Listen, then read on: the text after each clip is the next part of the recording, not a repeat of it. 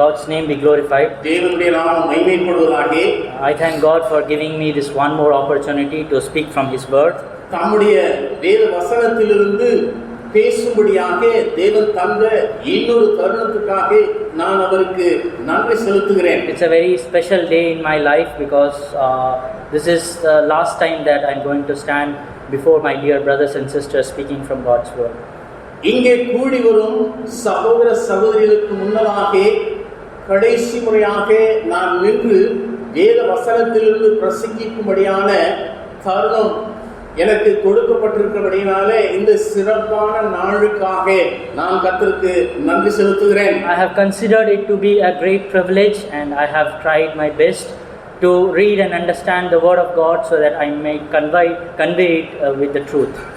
சத்தியத்தை சத்தியமாக அறிவிக்க ஏதுவாக வேத வசனத்தை வாசித்து தியானிக்கும்படியாக அதிலிருந்து கற்றுக்கொள்ளும்படியாகவும் தேவன் எனக்கு கிருபை பாராட்டி இருக்கிறபடினாலே நான் அவருக்கு நன்றி செலுத்துகிறேன். Because I always believe that only God's word, which is living and active, can change our lives. ஜீவனுள்ள மற்றும் செயல்படுகிற வார்த்தை, தேவனுடைய வார்த்தை மாத்திரமே நம்முடைய வாழ்க்கையை மாற்றக்கூடியதாக இருக்கிறது. I would like to give thanks to the church as a testimony, but I would like to do that at the end of the sermon. நான் சபையில சாட்சியாக சில காரியங்களை சொல்ல விரும்புகிறேன், ஆனாலும் செய்தியை முடித்தவர்கள் கடைசியில சொல்லலாம் என்று இருக்கிறேன். There are a few sisters who have come after a long back, so let's jump into the passage for today.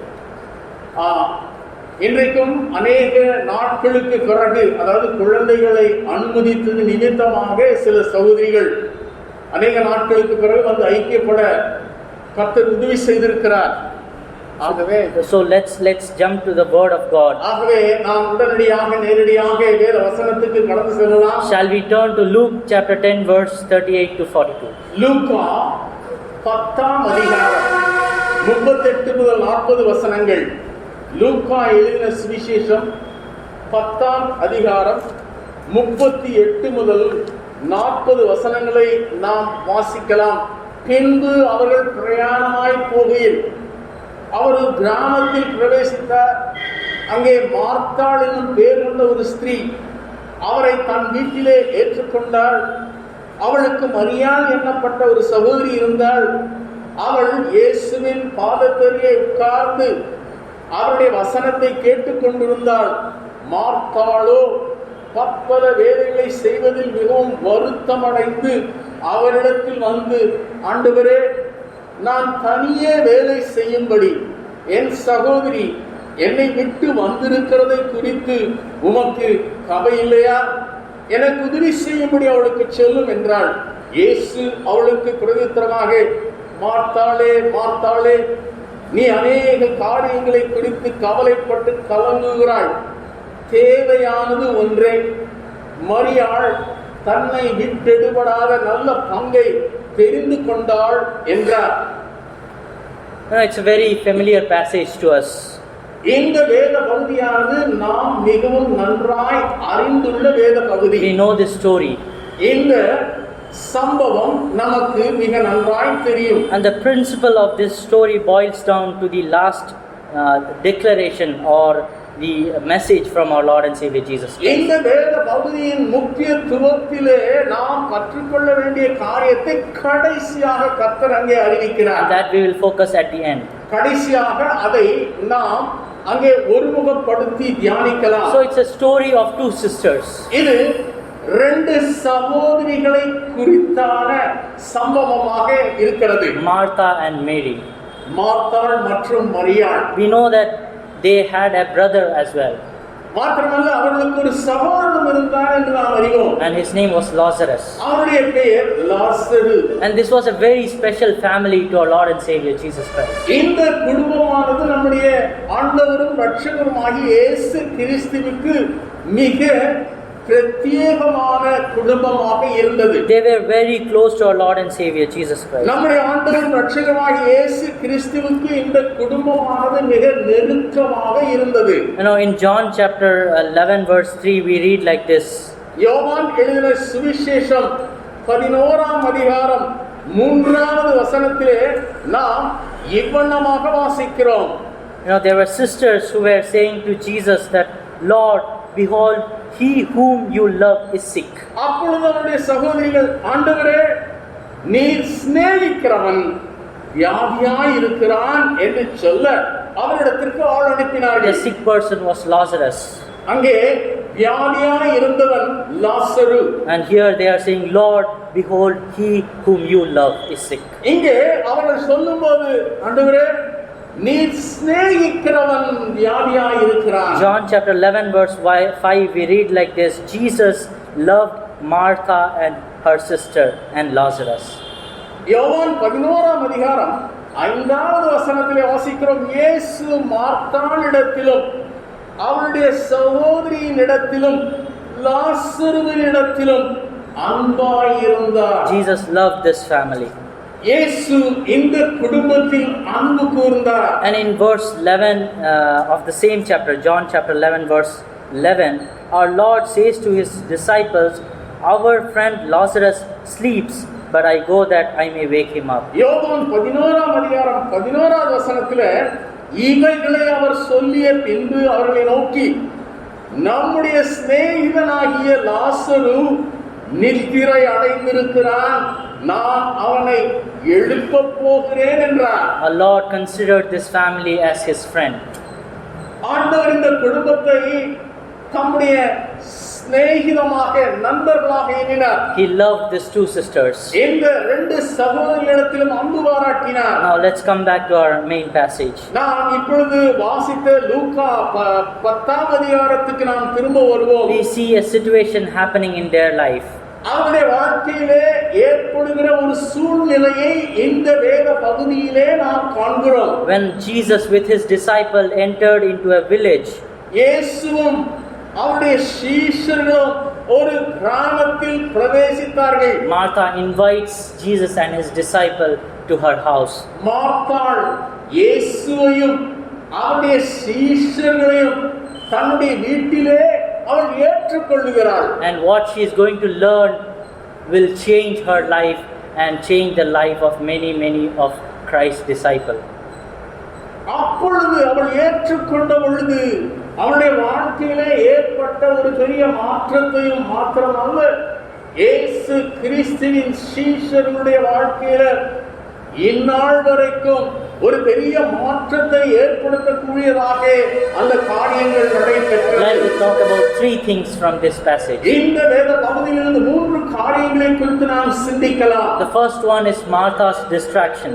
இங்கே முதலாவதாக மார்த்தாளுடைய கவனம் எவ்வளவாக சிதறடிக்கப்பட்டது என்று பார்க்கிறோம். The second one is Mary's devotion.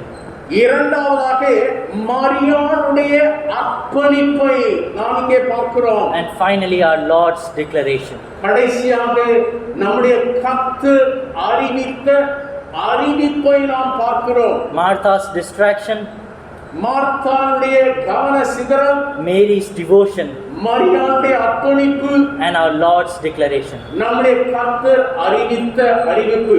When we have these two-person stories in the Bible, இந்த 2 பேருடைய இந்த கதை வேதாகமத்திலே வரும்போது we are tempted to see one as negative and one as positive. ஒருவரை நேர்மறையாகவும் இன்னொருவரை எதிர்மறையாகவும் பார்க்க நாம் தூண்டப்படுகிறோம். For example, we have the story of Abel and Cain. இன்னொரு சம்பவம் வேதாகமத்தில் எழுதப்பட்டிருக்கிறது, ஆபேலை குறித்தும் காயினை குறித்தும். And we know that we are to follow Abel and not Cain, because Cain was not the good person. நாம் ஆபேலை பின்பற்றுவதாகத்தான் விரும்புவோம். ஏனெனில் காயின் அவன் கெட்ட மனிதன், அவனை பின்பற்ற நாம் விரும்புவோம். When we come to the prodigal son story, அந்த கெட்ட குமாரனுடைய கதைக்கு வரும்போது கூட we know that the elder son was not the good son, but the younger son was the good son. அங்கே மூத்தவன் நல்லவன் இல்லை, ஆனால் கெட்ட குமாரனாக இருந்தபோதிலும் இளையவன் நல்லவன் என்று சொல்லி நாம் So சொல்லுகிறோம். we have this contrasting character, one the good person and one the evil person. ஆகவே இங்கே முரண்பாடான அங்கே நபர்களை நாம் பார்க்கிறோம், ஒருவர் நல்லவராகவும் ஒருவர் கெட்டவராகவும். But we should not make the mistake here in this passage. ஆனால் நாம் இப்பொழுது வாசித்த இந்த மார்த்தாள் மரியாதை குறித்து சொல்லுகிற இந்த வேத பகுதியிலே தவறாக நாம் காரியங்களை புரிந்து கொள்ளக்கூடாது. We just read that our Lord loved Martha and Mary. நாம் இப்பொழுதுதான் வாசித்தோம், மார்த்தாளையும் மரியாளையும் கர்த்தர் சிநேகித்தார், அன்பு பாராட்டினார். She is not the evil woman here. இங்கே இந்த மார்த்தாள் ஏதோ பொல்லாத ஸ்திரீ என்று எண்ணி விட வேண்டாம். But she is going to learn some spiritual truth here. அவருடைய வாழ்க்கையிலிருந்து சில ஆவிக்குரிய சத்தியங்களை நாம் கற்றுக்கொள்ள போகிறோம். You know, if we see here, it is Martha who welcomes Christ and his disciple to her house. இங்கே நீங்கள் பாருங்கள், மார்த்தாள் இயேசு கிறிஸ்துவையும் அவருடைய சீஷர்களையும் தன்னுடைய வீட்டிலே வரவேற்று ஏற்றுக்கொள்கிறாள். Verse 38 says Martha welcomed him into her house. அங்கே 38வது வசனத்தின் பின்பகுதியிலே பாருங்கள், அங்கே மார்த்தாள் என்னும் பெயர் கொண்ட ஒரு ஸ்திரீ அவரை தன் வீட்டிலே ஏற்றுக்கொண்டாள். Martha had the heart of hospitality. இந்த மார்த்தாளுக்கு உபசரிக்கும்படியான இருதயம் இருந்தது. She had the instinct to host people. அவளுக்கு அங்கே ஜனங்களை ஏற்றுக்கொண்டு அவர்களுக்கு விருந்தளிப்பது அவளுக்கு வழக்கமாய் இருந்தது. You know, she has heard about this news of Christ coming to this village. கிறிஸ்து இந்த கிராமத்துக்கு வந்திருக்கிறார் என்கிற செய்தி அவளுக்கு கிடைக்கிறது. Oh, there is so much joy in her heart that she wants to invite him to her house. அவரை தன்னுடைய வீட்டுக்குள்ளாக வரவேற்று உபசரிக்க வேண்டும் என்பதிலே அவளுடைய இருதயமானது மிகவும் சந்தோஷத்தினாலே நிறைந்தது. And she invites Christ and his disciples to her house. ஆகவே கிறிஸ்துவையும் அவருடைய சீஷர்களையும் தன்னுடைய வீட்டிலே அவள் வரவேற்று ஏற்றுக்கொள்கிறாள். But there is something that happens here. ஆனால் இங்கே இன்னொரு காரியம் நடைபெறுகிறது. In verse 39 we see that அங்கே 39வது வசனத்திலே நாம் காண்கிறோம், her sister Mary is not helping her, but she is sitting at the feet of Jesus அந்த Christ. மார்த்தாளுடைய சகோதரியாகிய மரியாள் மார்த்தாளுக்கு உதவி செய்யாமல் இயேசுவின் பாதத்தின் அருகே அவள் உட்கார்ந்திருந்தாள். You know, having a heart of serving the Lord, it's not evil. ஆண்டவருக்கு ஊழியம் செய்யும்படியான அந்த இருதயம் அது பொல்லாங்கான இருதயம் அல்ல. Why I am saying this is that in this passage our Lord is going to rebuke Martha in the last verse. நான் ஏன் இதை சொல்கிறேன் என்றால், இந்த வேத பகுதியின் கடைசி வசனத்தில் அங்கே மார்த்தாளை தான் கிறிஸ்து அங்கே கடிந்து கொள்கிறார். Our Lord is going to rebuke her for what she has done. அவள் செய்ததற்காக அவளை கடிந்து கொள்கிறார். But when we look at the scriptures, ஆனால் பரிசுத்த வேதாகமத்தின் வசனங்களை நீங்கள் வாசித்து பார்ப்பீர்களானால், it is God who says us to be doers of the thing. ஆண்டவரே நமக்கு சொல்லுகிறார், நாம் எதை செய்ய வேண்டுமோ அதை செய்கிறவர்களாக காணப்பட வேண்டும். We should not be just hearers of God's word, but we should be doers of God's word. கர்த்தருடைய வசனத்தை கேட்கிறவர்களாக மாத்திரமல்ல, அந்த வசனங்களுக்கு கீழ்ப்படிந்து செயலாற்ற வேண்டும். We should be the most hospitable people. நாம் தான் அங்கே விருந்தளிக்கிற அல்லது உபசரிக்கிறவர்களாக இருக்க வேண்டும். We should be the one who should serve the Lord. கர்த்தருக்கு ஊழியம் செய்கிறவர்களாக இருக்க வேண்டும். But then what's the issue here? ஆனால் இங்கே பிரச்சனை என்ன? Now Martha, she invited our Lord and she is serving. She is thinking about what food she can give and how many varieties she can make. இங்கே மார்த்தாள் இயேசு கிறிஸ்துவின் சீஷர்களையும் ஏற்றுக்கொண்டால் இப்பொழுது அவர்களுக்கு என்ன உணவு கொடுக்க வேண்டும், எப்படிப்பட்ட வகை வகையான பதார்த்தங்கள் செய்து அவர்களுக்கு கொடுக்க வேண்டும் என்று அதிலே சிந்தனை உள்ளவளாய் இருக்கிறாள். I think more than brothers, sisters can understand this situation. சகோதரர்களை காட்டிலும் சகோதரிமார்கள் இந்த சூழ்நிலையை மிக நன்றாக அறிந்து கொள்ள முடியும். Suppose there is a situation like this and a sister is simply sitting and one is fully working to organize that meeting. இப்பொழுது இதை நீங்கள் எண்ணி பாருங்கள். ஒரு சகோதரி அங்கே கடினப்பட்டு உழைத்துக் கொண்டிருக்கிறாள், இன்னொரு சகோதரி சும்மா உட்கார்ந்து இருக்கிறாள். We don't know what Martha did. அங்கே மார்த்தாள் என்ன செய்து கொண்டிருந்தாள் என்று நமக்கு தெரியாது. Maybe she was taking up the vessels little strong so that the noise Mary could hear the noise. ஒருவேளை அந்த சமையலறையிலே பெரிய பெரிய பாத்திரங்களை எடுத்து அவள் கையாண்டு கொண்டிருக்கக்கூடிய அந்த பாத்திரங்களிலிருந்து சத்தம் வெளியே வரும், அந்த சத்தத்தை மரியாள் கேட்டிருக்க முடியும். Maybe she might have cleared her throat so that Mary could hear and come and help. அங்கே ஒருவேளை அவள் அந்த மார்த்தாள் அங்கே தன்னுடைய தொண்டையில அங்கே இருமல் மாதிரி ஒரு சத்தத்தை கூட எழுப்பி இருக்க முடியும். இந்த சத்தத்தின் மூலமாக தன்னுடைய தங்கை மரியாளை அந்த சமையலறைக்கு வர சொல்லி அவளுடைய எண்ணமாக இருந்திருக்கும். We don't know whether she did that or not. அதை செய்தார்களா இல்லையா என்று நமக்கு தெரியாது. But she approached publicly. She came to the Lord Jesus. இப்பொழுது அவர்கள் அங்கே வெளியரங்கமாக வருகிறார்கள், இயேசு கிறிஸ்துவினிடத்திலே வருகிறாள். And she says, Lord, do you not care that my sister has left me to serve alone? அங்கே அவள் ஆண்டவரே, நான் தனியே வேலை செய்யும்படி என் சகோதரி என்னை விட்டு வந்திருக்கிறதை குறித்து உமக்கு கவலை இல்லையா என்று கேட்கிறாள். The main issue here is distraction.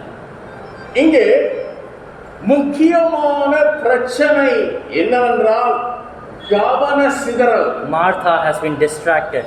மார்த்தாள் அங்கே அவளுடைய கவனம் சிதறடிக்கப்பட்டது. She took a very noble job of serving the Lord. கர்த்தருக்கு அங்கே பணிவிடை செய்ய வேண்டும் என்கிற ஒரு உன்னதமான வேலையை தான் அவள் செய்து கொண்டிருக்கிறாள். But because she is distracted now, she is accusing her own sister. அவளுடைய கவனம் சிதறடிக்கப்பட்டதினாலே தன்னுடைய சொந்த சகோதரி இடத்தில் குற்றம் பிடிக்கிறாள். Now the word of God says God loves a cheerful giver. இங்கே கர்த்தருடைய வேதவசனம் சொல்லுகிறது, உற்சாகமாய் கொடுக்கிறவன் இடத்திலே தேவன் பிரியமுள்ளவராய் இருக்கிறார் என்று. But it looks like she was not cheerful. ஆனால் இங்கே அவள் உற்சாகமாய் இருக்கிறதாக காணப்படவில்லை. Serving the Lord became burden to her. ஆண்டவருக்கு அங்கே பணிவிடை செய்வது என்பது அவளுக்கு ஒரு பெரிய பாரமாய் தோன்றிற்று. And that is the issue here. அதுதானே இங்கே பிரச்சனை. The first thing that we learned here is Martha's distraction. ஆகவே முதலாவதாக நாம் இங்கே கற்றுக்கொண்ட காரியம் என்னவென்றால் மார்த்தாளுடைய கவனம் சிதறடிக்கப்படுகிறது. Now let's go to Mary's devotion. இப்பொழுது மரியாளுடைய அர்ப்பணிப்பை நாம் பார்ப்போம். When all of this is happening, இவைகளெல்லாம் இங்கே நடந்து கொண்டிருக்கையிலே in verse 39 we read that Mary was sitting at Jesus' feet and heard his word. அங்கே அவளுக்கு மரியாள் என்னப்பட்ட ஒரு சகோதரி இருந்தால் அவள் இயேசுவின் பாதத்தில் உட்கார்ந்து அவருடைய வசனங்களை கேட்டுக்கொண்டிருந்தாள் என்று 39வது வசனத்திலே நாம் வாசிக்கிறோம். This is an act of total devotion. இது முற்றிலும் தன்னை அர்ப்பணித்துக் கொண்ட ஒரு செயலாகும். We see about Mary two other times. மரியாளை வேறு 2 சந்தர்ப்பங்களிலே இந்த வேதாகமத்திலே நாம் வாசிக்கிறோம். And in all these 3 places Mary is always at the feet of our Lord. இந்த 3 சம்பவங்களிலும் இந்த மரியாள் ஆண்டவருடைய பாதத்திலேயே காணப்படுகிறாள். Shall we read John chapter 11 verse 32? யோவான் 11ஆம் அதிகாரம் 32வது வசனத்தை நாம் வாசிக்கலாம். யோவான் 11ஆம் அதிகாரம் 32வது வசனம். இயேசு இருந்த இடத்தில் மரியாள் வந்து அவரை கண்டவுடனே அவர் பாதத்தில் விழுந்து, ஆண்டவரே, நீர் இங்கே இருந்தீரானால் என் சகோதரன் மரிக்க மாட்டான் என்றார். This is the time when Jesus came to raise Lazarus from death. மரணத்திலிருந்து லாசருவை உயிரோடு எழுப்பும்படியாக வந்திருக்கிற தருணம் தான் இது. And Martha, with her own typical character, she was talking and arguing with our Lord. இங்கே மார்த்தாள் தன்னுடைய குணாதிசயத்தின்படி ஆண்டவரோடு தர்க்கிக்கிறவளாய் இருக்கிறாள். But we see here Mary coming and falling down at his feet. ஆனால் இங்கே மரியாளை பாருங்கள், ஆண்டவரை கண்டவுடனே அவர் பாதத்தில் விழுகிறாள். Shall we also read John chapter 12 verse 3? யோவான் 12ஆம் அதிகாரம் 3வது வசனத்தை கூட நாம் வாசிக்கலாம். This is the third time that we are seeing her. இங்கே 3வது முறையாக இந்த மரியாளை நாம் இங்கே பார்க்கிறோம். அப்பொழுது மரியாள் விலையேறப்பெற்ற கலங்கமில்லாத நல்லதம் என்னும் தைலத்தில் ஒரு ராத்தல் கொண்டு வந்து அதை இயேசுவின் பாதங்களில் பூசி தன் தலைமயிரால் அவருடைய பாதங்களை துடைத்தாள். அந்த வீடு முழுவதும் தைலத்தின் பரிமளத்தினால் நிறைந்தது. Now this is an act of pure devotion. இது பரிசுத்தமான ஒரு அர்ப்பணிப்பின் செய்கையாக இருக்கிறது. The scholars believe that the oil that she has used is so costly. இங்கே வேத வல்லுநர்கள் சொல்லும்போது நடனம் என்கிற அந்த தைலம் அந்த மரியாள் கொண்டு வந்து இயேசுவின் பாதத்தில் பூசினது மிகவும் விலையேறப்பட்டது என்று சொல்கிறார்கள். In verse 5 we read that it is 300 denarii. 5வது வசனத்திலே 300 பணம் என்று சொல்லப்படுகிறது. Which means like it is a 1 year salary. அதனுடைய அர்த்தம் என்னவென்றால் ஒரு மனிதன் ஒரு வருடம் அவன் சம்பாதிக்கும் அந்த பணமாக அது இருக்கிறது. So what we see from here is Mary's heart. இங்கே மரியாளுடைய இருதயத்தை நாம் காண்கிறோம். She is not considered about the quantity. அவளுடைய அந்த எவ்வளவு பெரும் என்கிற அதை அவள் கருதவில்லை. No, whatever the best I have, I am going to give it to the Lord. என்னிடத்திலே இருக்கிற மிக சிறந்ததை தான் நான் தேவனுக்கு தருவேன். So from Mary's life we learn that she lives a life of devotion to the Lord. ஆகவே இந்த மரியாளுடைய வாழ்க்கையிலிருந்து நாம் கற்றுக்கொள்ள வேண்டிய பாடம் என்ன என்று பார்க்கும்போது தன்னை முற்றிலுமாய் கர்த்தருக்கு அர்ப்பணித்த அந்த அர்ப்பணிப்பு. Service to our Lord cannot substitute our devotion to the Lord. நாம் ஆண்டவருக்கு செய்கிற அந்த பணிவிடையானது நாம் அவருக்கு நம்மை அர்ப்பணிப்பதற்கு பதிலாகாது. Martha serving the Lord became distracted because she had so many things to think about. மார்த்தாள் கர்த்தருக்கு பணிவிடை செய்தாள், ஆனால் பற்பல காரியங்களை குறித்து அவள் கவலைப்பட்டு கலங்குகிறவளாய் இருந்தாள். But this devoted Mary, she was so in comfort because she was under the feet of the King of Kings and hearing the precious word from him which will change her life. ராஜாவுடைய பாதத்திலே வீற்றிருந்து தன்னுடைய வாழ்க்கையை மாற்றக்கூடிய கிருபையுள்ள வார்த்தைகளை அவள் கேட்டு அவருடைய பாதத்திலே அங்கே அவள் அமர்ந்திருந்தாள். And let's now see the third thing, which is the Lord's declaration. அங்கே மூன்றாவதாக இப்பொழுது நாம் பார்க்கிறோம் ஆண்டவருடைய அந்த அறிக்கை.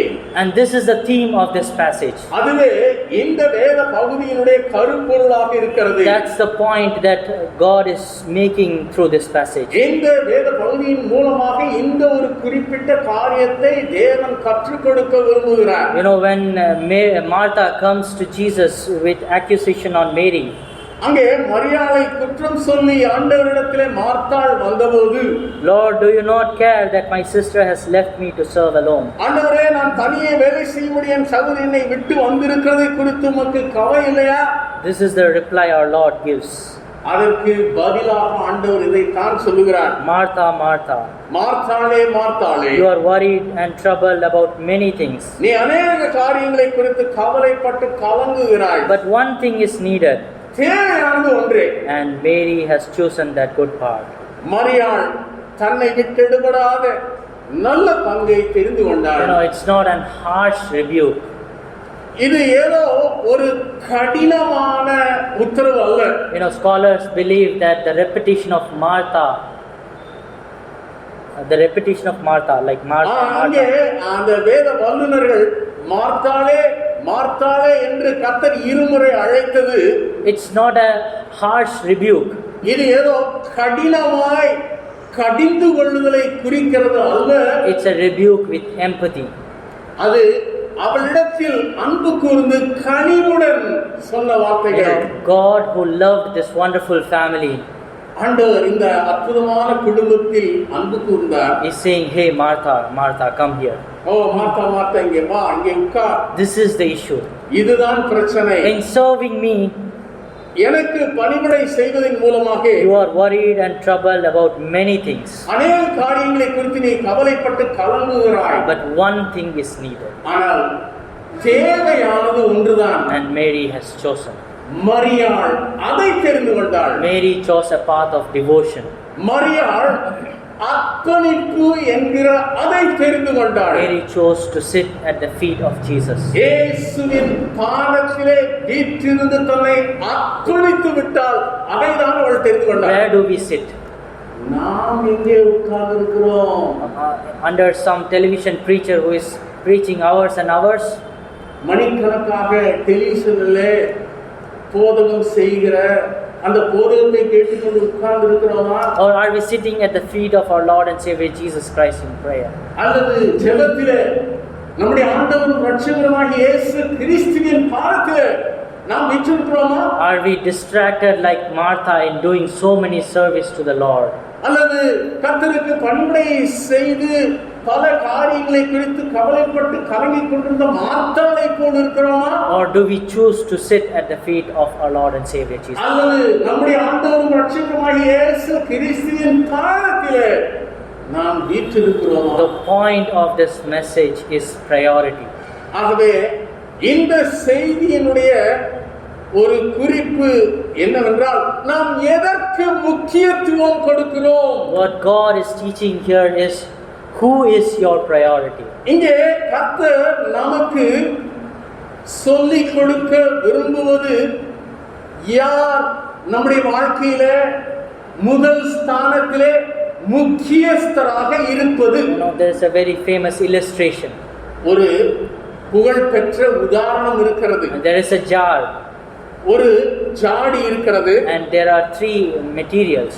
அதுல மூன்று அங்கே ஒரு ஜாடி இருக்கிறது. மூன்று பொருட்கள் இருக்கிறது. One is sand. ஒன்று மணல். One is small pebbles. இரண்டாவது சின்ன கூழாங்கற்கள். And third, fist size rocks. Fist size rocks. அடுத்ததாக இந்த கை முஷ்டியை ஒத்ததான கற்கள். There was a professor who did this experiment. ஒரு professor இந்த பரிசோதனையை செய்கிறார். He first put half of the sand, the jar. He filled the jar half with the sand. அவர் அந்த ஜாடியை பாதி அளவுக்கு மணலினாலே நிரப்புகிறார். Then he put the small pebbles inside that. அதன் பிறகு இந்த சிறிய கூழாங் கற்களை அதற்குள்ளாக போடுகிறார். Finally he started putting the fist size rocks into that jar. கடைசியாக அந்த முஷ்டி அளவுள்ள அந்த கற்களை அல்லது பாறாங்கல் துண்டுகளை அதற்குள்ளாக போடுகிறார் ஜாடிக்குள்ளாக. He couldn't put all of that because there are so many big rocks remaining. அங்கே நிறைய கற்கள் மீதியாக இருந்தது. எல்லா கற்களையும் அந்த ஜாடிக்குள்ளாக போட முடியவில்லை. Now he did the same thing in a reverse order. இப்பொழுது இவர் முதலாவது மணல், இரண்டாவது சிறிய கூழாங்கற்கள், மூன்றாவது கற்கள் இவைகளை போட்டார் அல்லவா? இந்த வரிசையை அவர் மாற்றி விடுகிறார், தலைகீழாக செய்கிறார். So first he put the fist size rock into that jar. முதலாவதாக அந்த கற்களை உள்ளே போடுகிறார். And then he started putting the small pebbles into that jar. எல்லா கற்களும் உள்ளே போய்விட்டது. அடுத்ததாக கூழாங்கற்கள், சிறிய கூழாங்கற்களை போடுகிறார். The small pebbles, they adjusted and they settled and went down. அந்த கூழாங்கற்கள் அங்கே இருக்கக்கூடிய அந்த சிறு சிறு கேப்ல போய் உள்ளே அமர்ந்து கொள்கிறது. Finally he puts the sand. கடைசியாக மணலை போடுகிறார். The sand again adjusts and goes and settle down. அந்த மணலும் இருக்கிற சந்து பொந்துகளில் எல்லாம் உள்ளே போய் எல்லா மணலும் உள்ளே போய்விட்டது. Thus the jar was full. இப்பொழுது அந்த ஜாடி நிரம்பிற்று. Now the point of this illustration is this: first things first. இந்த உதாரணம் நமக்கு சொல்லிக் கொடுக்கிற காரியம், எதற்கு முதலிடம் கொடுக்க வேண்டுமோ அதற்குத்தான் முதலிடம் கொடுக்க வேண்டும். What is the highest priority in our life? ஆகவே நம்முடைய வாழ்க்கையில உச்சகட்ட முதலிடம் யாருக்கு, எதற்கு? Do we first place God in our life? முதலாவதாக நாம் தேவனுக்கு நம்முடைய வாழ்க்கையிலே முதலிடம் கொடுக்கிறோமா? Is He the one who fills our life first? அவர் மாத்திரம் நம்முடைய வாழ்க்கையை முதலாவது நிரப்புகிறவராக இருக்கிறாரா? Everything else, is it coming after our Lord?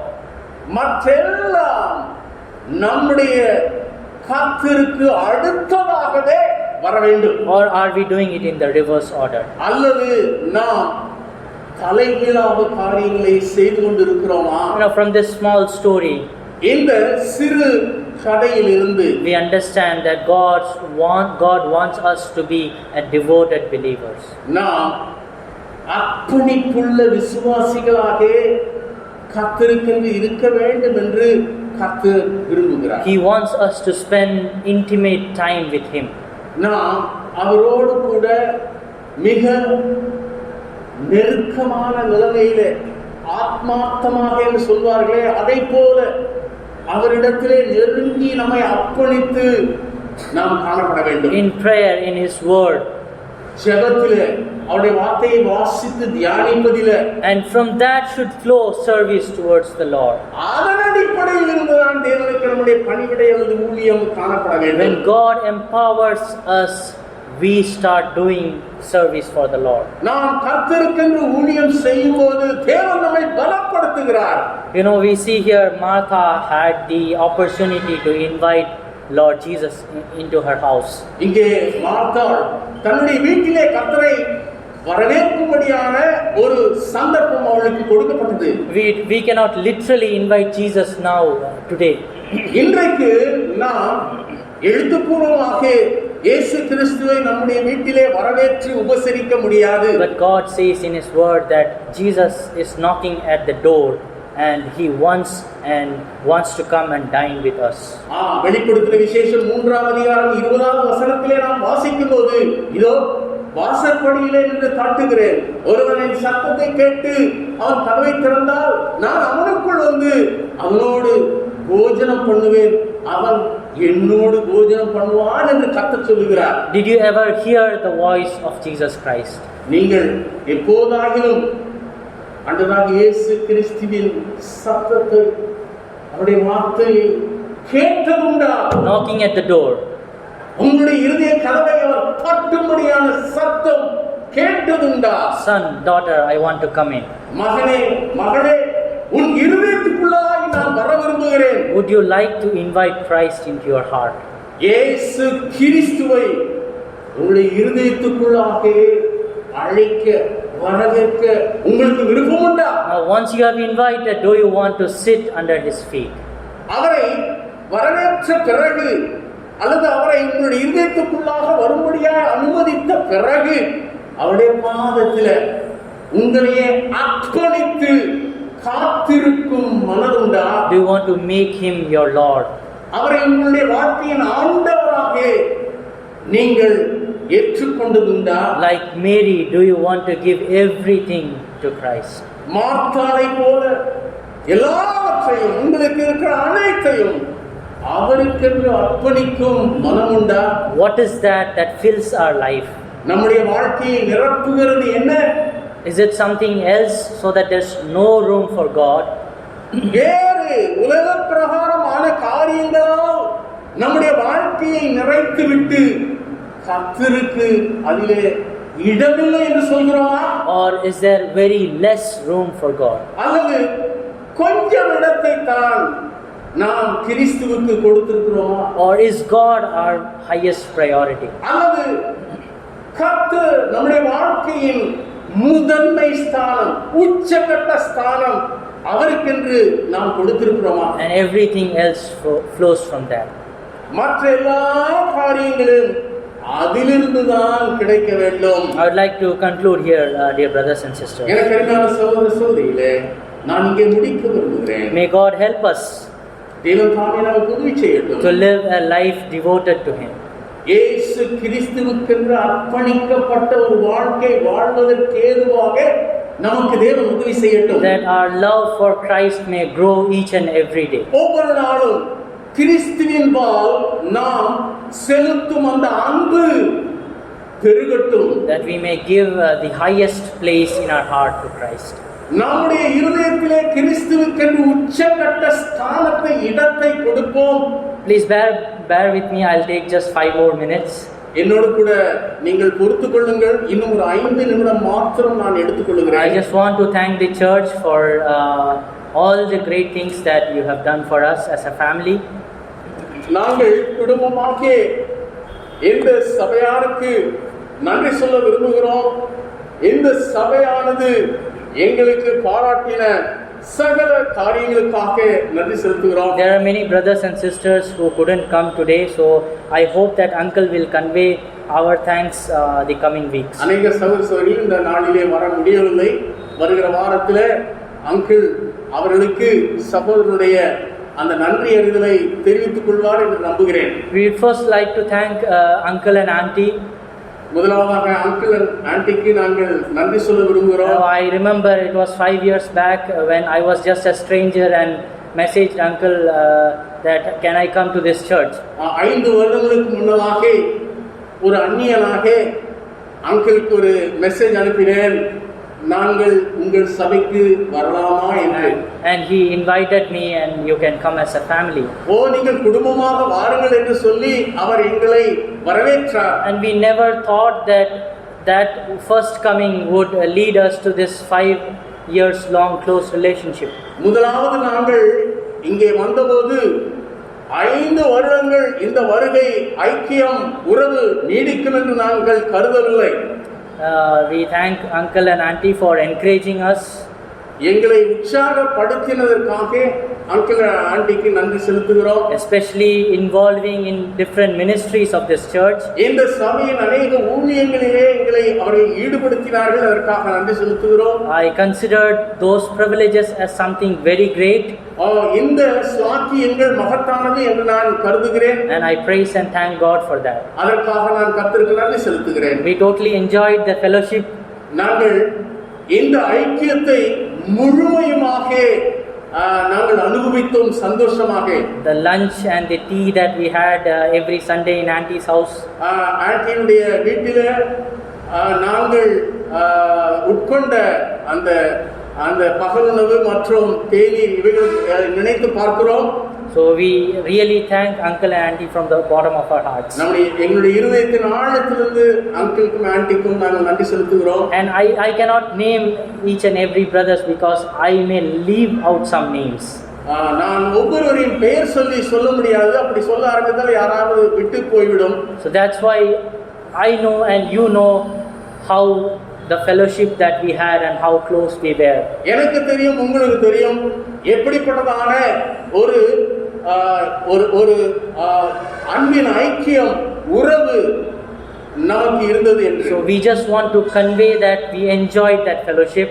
அந்த நெருக்கமான உறவின் ஐக்கியத்தை நாங்கள் அனுபவித்தோம் என்று சொல்லி நான் இப்பொழுது சொல்ல விரும்புகிறேன். We enjoyed the moment that we spent with you all. உங்களோடு செலவிட்ட ஒவ்வொரு நேரமும் எங்களுக்கு இனிமையாக சந்தோஷமாக இருந்தது என்று நான் சொல்லுகிறேன். The laughter that we had were all from our hearts. நம்முடைய இருதயத்தின் ஆழத்திலிருந்து நான் ஒருவரிடத்திலே ஒருவர் சந்தோஷமாக நகைத்து இருந்தோம். We got so many good friends here. இங்கே அநேக நல்ல நண்பர்கள் கிடைத்தார்கள். And we hope that will continue. அந்த நட்பு தொடரும் என்று நம்புகிறோம். So I just want to thank each and every one of us. ஆகவே இங்கே இருக்கிற ஒவ்வொருவருக்கும் நாங்கள் எங்கள் நன்றியை தெரிவித்துக் கொள்கிறோம். I just asked Divya if she had to convey something. சகோதரி திவ்யா ஏதும் சொல்ல விரும்புகிறார்களா என்று நான் கேட்கிறேன். So she asked me to convey this and I'm just conveying it. அப்படி கேட்டபோது இதை சொல்லுங்கள் என்று சொல்லி என்னிடத்திலே சொன்னார்கள். She said she used to pray to God that God, I was in a position not even having a single child, and I was just begging for one child. Why did you give me two child? அங்கே ஒரு குழந்தை கூட எங்களுக்கு கிடைக்காத போது, ஒரு குழந்தைக்காக நாங்கள் ஜெபித்துக் கொண்டிருந்த போது கர்த்தர் 2 குழந்தைகளை கொடுத்தார். And she said this is the reply that she gets from God often. அடிக்கடியாக தேவனிடத்திலிருந்து அவர்களுக்கு கிடைக்கக்கூடிய பதில் இதுதான், that I had received so many prayers for you. உங்களுக்காக அநேக ஜெபங்கள் என்னுடைய சமூகத்திலே வந்து எட்டிற்று. And that's why I gave you two children. ஆகவே நான் ஒரு குழந்தை நீங்கள் கேட்டபோது நான் 2 குழந்தைகளை உங்களுக்கு கொடுத்திருக்கிறேன். Right from Jonathan and Jaden's conception till delivery. அங்கே ஜோனதான் மற்றும் ஜேடன் அந்த கர்ப்பத்திலே உருவானதிலிருந்து அவர்கள் பிறக்கும் வரைக்கும் it was God's pure grace. தேவனுடைய பரிபூரண பரிசுத்த அந்த கிருபை தான் தாங்கினது. God has led us thus far. இம்மட்டுமாக கர்த்தர்களை நடத்தினார். We thank you so much for each and every one of you who has really prayed for us. எங்களுக்காக மெய்யாகவும் ஜெபித்த ஒவ்வொருவருக்கும் எங்களுடைய நன்றிகளை நாங்கள் தெரிவித்துக் கொள்கிறோம். My mother also enjoyed the time here fellowshipping. என்னுடைய தாயாரும் இங்கு ஐக்கியப்பட்ட நேரங்களில் மிக சந்தோஷமாக அந்த ஐக்கியத்திலே She காணப்பட்டார்கள். also got some very good friends. அவர்களுக்கு நல்ல நண்பர்களுக்கு கிடைத்தார்கள். So I really thank God for this wonderful fellowship that we could enjoy as a family for these many years. இந்த அநேக ஆண்டுகளாக இந்த சபையிலே நாங்கள் பெற்று அனுபவித்த இந்த ஐக்கியத்துக்காக உறவுக்காக நாங்கள் கர்த்தருக்கு நன்றி செலுத்துகிறோம். It was a very tough decision for us to make. இந்த தீர்மானத்தை எடுப்பது எங்களுக்கு மிகவும் கடினமாகத்தான் இருந்தது. But we want to be in the will of God. ஆனால் நாங்கள் தேவனுடைய சித்தத்திலே காணப்பட விரும்புகிறோம். And we need your prayer more and more. அதிகமாக உங்களுடைய ஜெபம் எங்களுக்கு தேவை. So that wherever we may go, நாங்கள் எங்கு சென்றாலும் we may glorify Christ. நாங்கள் கிறிஸ்துவை மகிமைப்படுத்துவதற்கு ஏதுவாக We may live for Him. அவருக்கென்று வாழ. And though we are so imperfect, நாங்கள் குற்றம் குறைவுள்ளவர்களாய் இருந்த போதிலும் we should lead our children to glorify God. தேவனை மகிமைப்படுத்தும்படியாக எங்களுடைய பிள்ளைகளை வளர்த்தெடுக்க வேண்டும். அதற்காக ஜெபியுங்கள். We'll be praying for you. உங்களுக்காக நாங்களும் ஜெபிப்போம். And I request that please do pray for us. எங்களுக்காக ஜெபியுங்கள் என்று சொல்லி நான் விண்ணப்பிக்கிறேன். Thank you for listening to me. என்னை கேட்டுக்கொண்டிருந்ததற்காக நன்றி. May God's name be glorified. தேவனுடைய நாமம் மகிமைப்படுவதாக. Amen. ஆமென். சகோதரன் அகஸ்டின் மற்றும்